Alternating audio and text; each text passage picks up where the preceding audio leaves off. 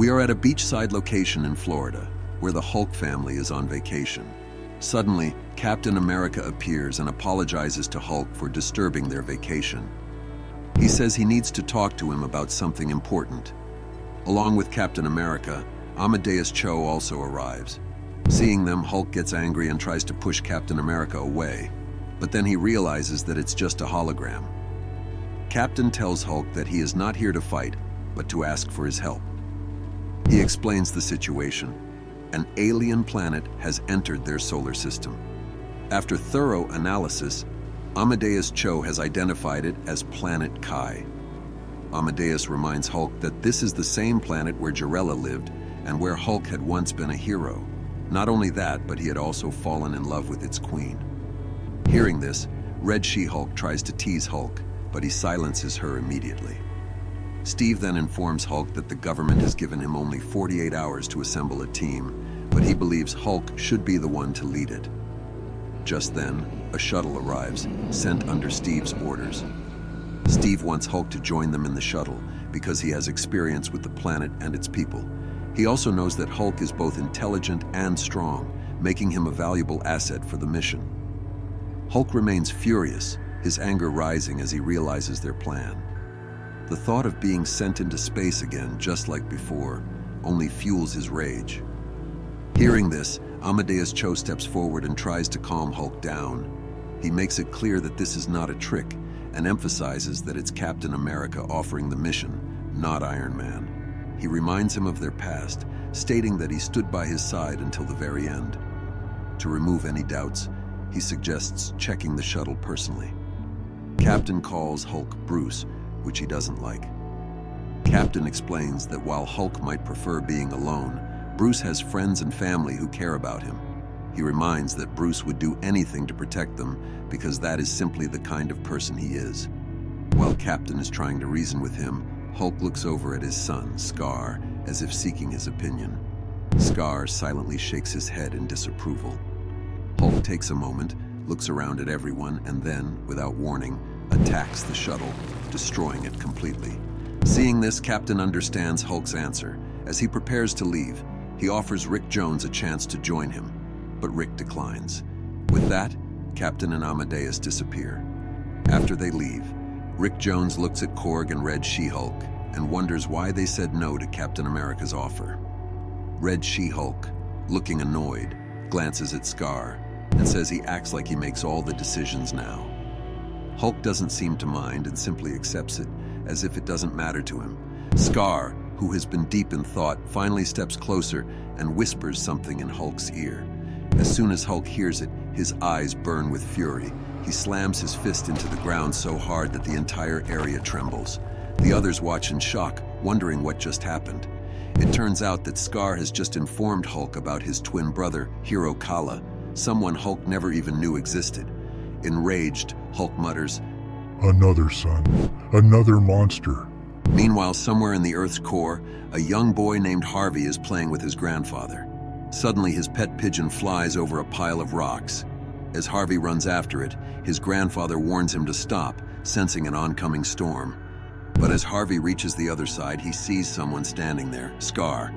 Curious, Harvey asks him what he is doing. Scar responds, "It's confused. Everything's shifting." Harvey doesn't understand, but at that moment he hears another voice. It's Hulk sitting nearby. He says, "Hush, now.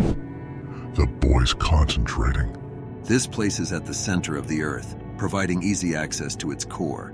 Scar is using his old power, just like his brother Hiro-Kala, trying to sense something through the stones. After a brief pause, he looks at Hulk and lets him know that Hiro-Kala is very close. Hearing this, Hulk looks at Harvey and says, "Go on home. Your grandfather's right. Storm's coming." Meanwhile, Planet Kai, now under Hiro-Kala's leadership, is heading towards Earth just 73 hours away. On the planet, one of Hiro-Kala's men reports to him that they have reached Saturn. He also informs him that Earth has already started launching missiles in an attempt to stop their approach. In response, Hiro-Kala uses the rocks of Planet Kai, launching them into space to intercept the missiles. The projectiles collide, destroying Earth's attack completely.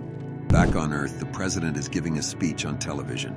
He explains that astronauts and scientists have confirmed that an unknown planet is approaching Earth, which could cause windstorms and other disasters.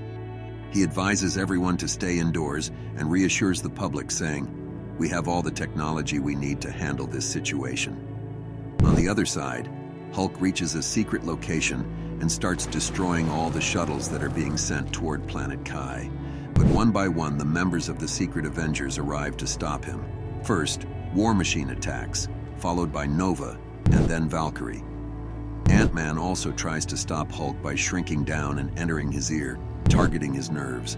With Beast's help, they manage to restrain Hulk. At that moment, Captain America steps forward and says, "You know me. I'm all about the golden oldies."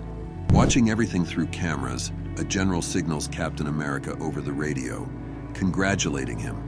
However, he adds that it would have been much better if they had stopped Hulk before billions of dollars worth of missiles were destroyed. To this, Captain replies, "To get the Hulk to expose himself, we needed some real bait." Just then, Hulk, who had his eyes closed, opens them and looks at Steve Rogers with a smirk, saying, Funny. That's the same plan I'm using on you. Captain immediately realizes Hulk's true plan and orders the Avengers to scramble. They are standing exactly where Hulk wanted them to be. And right on cue, Hulk's entire family arrives. A massive battle breaks out, with everyone fighting one another. Hulk grabs Ant-Man from his ear and tosses him away. Hulk then turns to his son, Scar, and asks, Are you ready? Scar nods, and both of them move forward. Meanwhile, Captain Rogers is locked in a fight with Rick Jones. The General orders over the radio that since Hulk is getting away, they should activate Plan B. On another side, Red She-Hulk is fighting Valkyrie, both testing each other's strength. Captain chases after Hulk, trying to stop him from destroying the other shuttles. But then he realizes that Hulk's actions are just a distraction. Scar is heading somewhere else. Captain calls out, "Stand down, Bruce." But in response, Hulk throws an explosive at him, saying, Told you not to call me that. Captain then warns Hulk that his B-team has targeted all of Hulk's crew with special weapons designed by Stark, the same ones they used when Hulk attacked Manhattan. Hulk grows furious, his muscles tensing as he glares ahead, believing no one can hurt him. But Steve Rogers stays calm. He isn't trying to fight Hulk. He has a better plan. Without hesitation, he reveals his move. He will teleport Hulk straight to the negative zone. Hulk immediately notices a team stationed in the distance, Black Widow, Beast, and others, ready to fire at him. Realizing he has no choice, Hulk decides to transform back into Bruce Banner to talk. Steve reminds him that he had invited him once before, and that invitation is still open for him to accept. Bruce, however, refuses and says there's no way he can help them. When Captain insists, Bruce, now visibly angry, tells him that his crew has saved countless lives, not just the Avengers, but also thousands of astronauts and soldiers whom the government planned to send into space. Captain nods in understanding, but remains curious, and asks Bruce what is truly happening.